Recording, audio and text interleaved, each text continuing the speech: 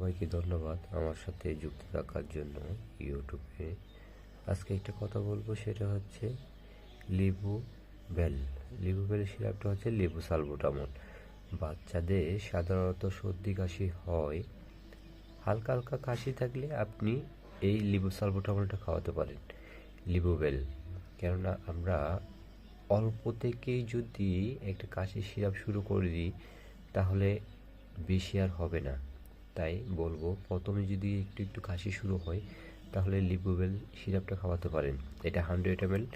এটার একটা সুবিধা হচ্ছে কি, এটা 35 টাকা, আদার্স কোম্পানিরগুলো হচ্ছে 45 টাকা। তাই আমি ওকে বলবো সবাইকে 10 টাকা সেভ হবে এই লিবুবেল সিরাপটা নিলে।